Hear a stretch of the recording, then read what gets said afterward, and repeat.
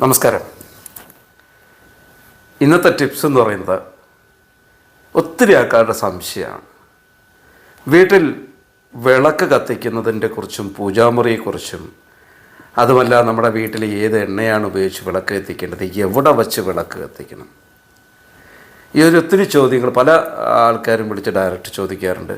ഒത്തിരി വീഡിയോകൾ ഞാനത് ഇട്ടിട്ടുമുണ്ട്. നമ്മുടെ വീട്ടിൽ വിളക്ക് കത്തിക്കുന്നത് എവിടെ വച്ചാണ്, എങ്ങനെയാണ് വിളക്ക് കത്തിക്കേണ്ടത്. ഇപ്പം ഞാൻ കഴിഞ്ഞ 2 ദിവസം മുമ്പ് ഒരു മൺചിരാതിൽ വിളക്ക് കത്തിക്കണമെന്ന് പറഞ്ഞപ്പോൾ ഒത്തിരി ആൾക്കാരുടെ സംശയം അതുമായിട്ട് ചോദിച്ചിട്ട്, അപ്പോൾ അതിൻ്റെ ഒരു സംശയ നിവാരണവും നിങ്ങൾക്ക് നാളെ മുതൽ ഈ ഒരു രീതിയിൽ, ഇന്ന് മുതൽ, നാളെയല്ല ഇന്ന് മുതൽ തന്നെ ഈ ഒരു രീതിയിൽ നിങ്ങളുടെ വീട്ടിൽ വിളക്ക് കത്തിച്ചാൽ അതിൻ്റേതായിട്ടുള്ള ഗുണങ്ങൾ നിങ്ങൾക്ക് കിട്ടും.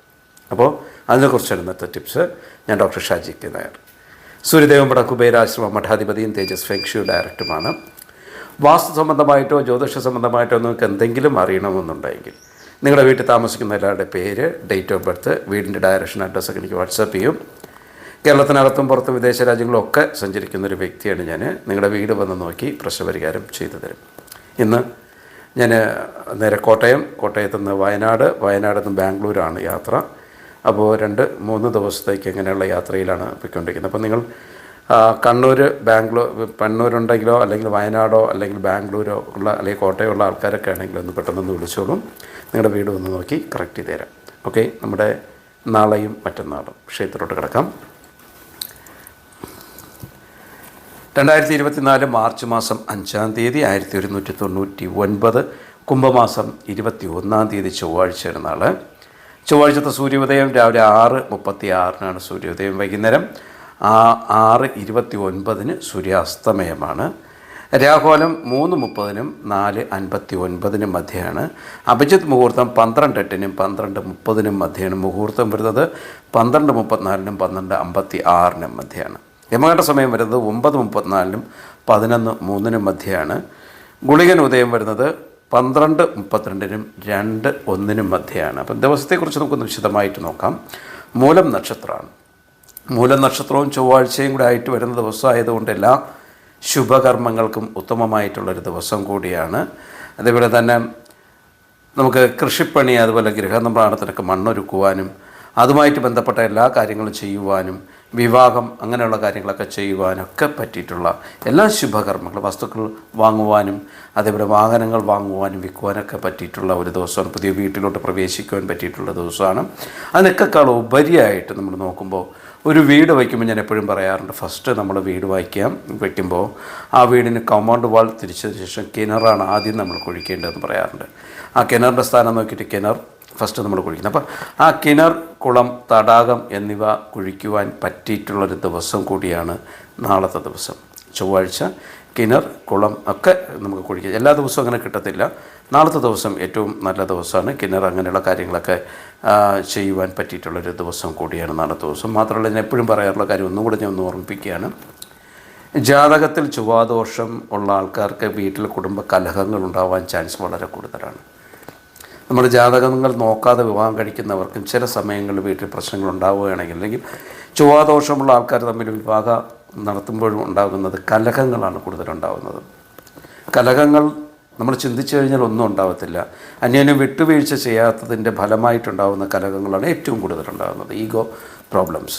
അപ്പോൾ നമുക്ക് അതിനൊക്കെ ഒരു പരിഹാരം എന്ന് പറയുന്നത്, സാധാരണ ചൊവ്വാദോഷ പരിഹാരക്കാർക്ക് എല്ലാവർക്കും ചെയ്യാൻ പറ്റുന്ന ഒരു പരിഹാരം എന്ന് പറയുമ്പോൾ, ചൊവ്വാഴ്ച വ്രതം എടുക്കുക. വ്രതം എന്ന് പറയുമ്പോൾ ഒരിക്കൽ ഉണ്ടുകൊണ്ട്, അതായത് ഒരു നേരം നെല്ലരി ആഹാരം കഴിച്ചുകൊണ്ടുള്ള വ്രതമാണ് നമുക്ക് ഏറ്റവും നല്ലത്. അതെടുത്തതിന് ശേഷം വള്ളി സുബ്രഹ്മണ്യ സമേതയായിട്ടുള്ള ക്ഷേത്ര ദർശനം നടത്തിയാൽ ഏറ്റവും നന്നായിരിക്കും.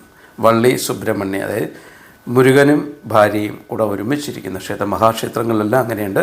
ആ ക്ഷേത്ര ദർശനം നടത്തുന്നത് ഏറ്റവും ഉത്തമമായിരിക്കും. അപ്പോൾ വള്ളി സുബ്രഹ്മണ്യ സമേതയായിട്ടൊരു ക്ഷേത്ര ദർശനം നാളെ അനിവാര്യമാണ്. എല്ലാവരും ചെയ്തോളൂ. അതേപോലെ തന്നെ നാളെ നമുക്ക് മൃത്യുദോഷങ്ങൾ എന്തെങ്കിലും ഉണ്ടെന്ന് നോക്കാം.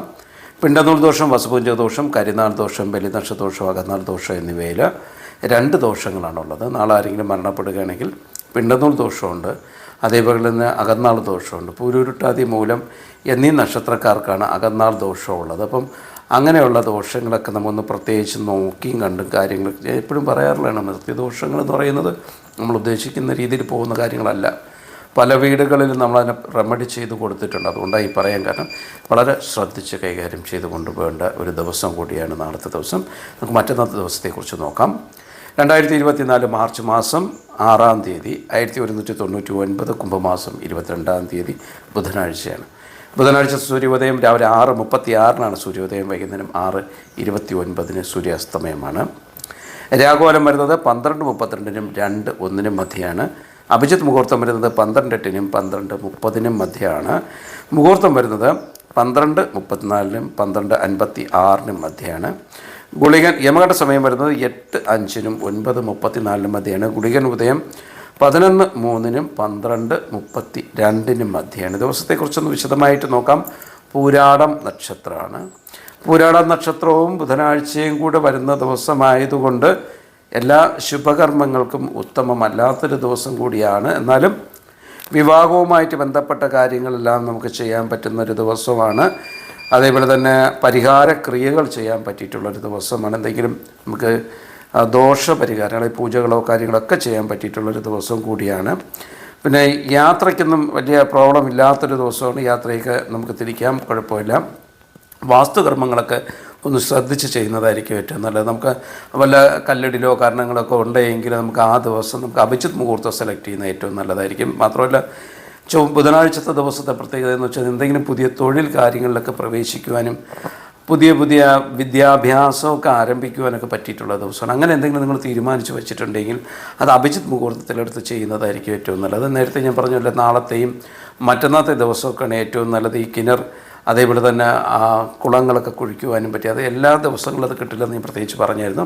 അപ്പോൾ നാളെയും മറ്റന്നാളും അതിനുള്ള സമയമുണ്ട്. ആ സമയം നോക്കിയതിന് ശേഷം നമ്മുടെ ഒരു വീട് വയ്ക്കുമ്പോൾ അതിന് കിണറൊക്കെ കുറ്റിയടിക്കുവാനും അല്ലെങ്കിൽ അത് കുഴിച്ച് തുടങ്ങുവാനൊക്കെ പറ്റിയിട്ടുള്ളൊരു ദിവസം കൂടിയാണ്.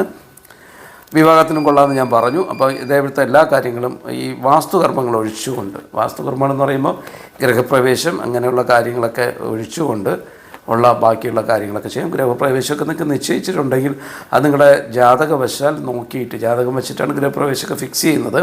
അത് നോക്കി ഫിക്സ് ചെയ്തിട്ടുള്ളതൊന്നും പ്രശ്നമില്ല. കാരണം ഇത് നോർമലി ഉള്ള കാര്യമാണ് ഞാൻ ഈ പറയാറ്. നമ്മളല്ലാതെ ഗ്രഹനില നോക്കിയിട്ട് നമുക്കതിനകത്ത് തലനാരിഴ കയറി പരിശോധിക്കാൻ പറ്റും. അത് അങ്ങനെയുള്ളവർക്കൊന്നും പ്രശ്നം ഉണ്ടാകുന്നില്ല. അതേപോലെ തന്നെ നമുക്ക് മൃത്യുദോഷങ്ങൾ എന്തെങ്കിലും ഉണ്ടോ എന്ന് നോക്കാം. നാളെ ആരെങ്കിലും മരണപ്പെടുന്നുള്ളതുപോലെ തന്നെ മറ്റന്നാളും പിണ്ടനൂൽ ദോഷവും അകന്നാൾ ദോഷവുമുണ്ട്. പിണ്ടനൂൽ ദോഷം, അസുമഞ്ച ദോഷം, കരിനാൾ ദോഷം, ബലിനക്ഷ ദോഷം, അകന്നാൾ ദോഷം എന്നിവയിൽ പിണ്ടനൂൽ ദോഷമുണ്ട്, അകന്നാൾ ദോഷമുണ്ട്.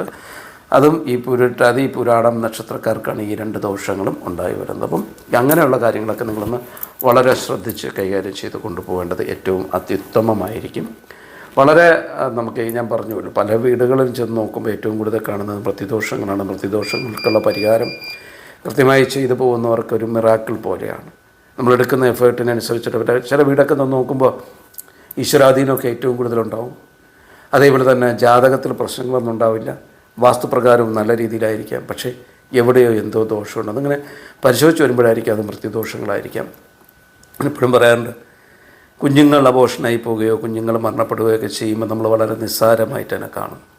അതിന് സാധാരണ 2 കോടിയിൽ പരം വരുന്ന ബീജങ്ങളിൽ നിന്നും ഒന്നാണ് അമ്മയുടെ ഗർഭപാത്രത്തിൽ പ്രവേശിക്കുന്നത്. നമ്മൾ അങ്ങനെ ദൈവത്തിൻ്റെ ഒരു ഭാഗ്യം അല്ലെങ്കിൽ ദൈവത്തിൻ്റെ ഒരു അനുഗ്രഹം കിട്ടിയിട്ടാണ് നമ്മൾ ജനിച്ചിട്ടുള്ളത്. ശരിക്കും പറഞ്ഞാൽ ആ ഒരു സമയമാണ് ജനനം, അത് ഭൂമിയിലോട്ട് വരുന്ന സമയമല്ല. അപ്പോൾ അങ്ങനെ ജനിക്കുന്നത് നമ്മുടെ അശ്രദ്ധ കൊണ്ടോ അല്ലെങ്കിൽ നമ്മൾ വേണ്ടാന്ന് വയ്ക്കുമ്പോഴൊക്കെ ഉണ്ടാകുന്ന ദോഷങ്ങൾ നമ്മുടെ പിറക്കും തലമുറകൾ അത് ബാധിക്കും.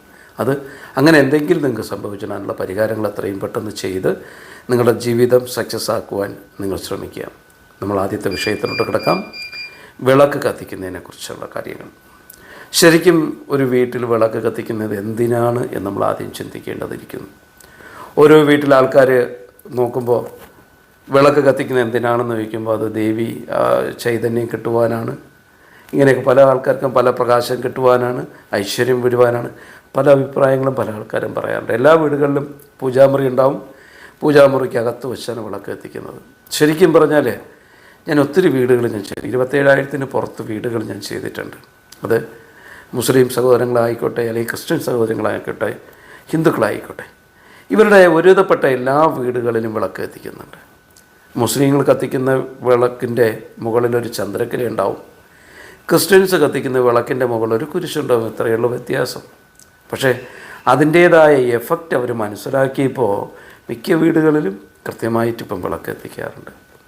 അതാണ് നമ്മൾ ആദ്യം ശ്രദ്ധിക്കേണ്ടത്. എന്തിനു വേണ്ടി വീട്ടിൽ വിളക്ക് കത്തിക്കുന്നു? വളരെ ശ്രദ്ധിച്ച് നമ്മൾ മനസ്സിലാക്കേണ്ട ഒരു കാര്യമാണ്. വിളക്ക് കത്തിക്കുന്നത് എന്തിനു വേണ്ടിയാണ്? ത്രിസന്ധ്യ സമയത്ത് നമ്മൾ സാധാരണ വിളക്ക് രാവിലെയും വിളക്ക് കത്തിക്കാറുണ്ട്, രാവിലെ സന്ധ്യയും ഒക്കെ നമുക്ക് വിളക്ക് കത്തിക്കാറുണ്ട്. ത്രിസന്ധ്യ സമയമാണ് ഏറ്റവും പവർഫുൾ. ത്രിസന്ധ്യ സമയത്ത് നമ്മൾ വീട്ടിൽ വിളക്ക് കത്തിക്കുമ്പോൾ എപ്പോഴും വിളക്ക് കത്തിക്കേണ്ട സ്ഥാനമുണ്ട്.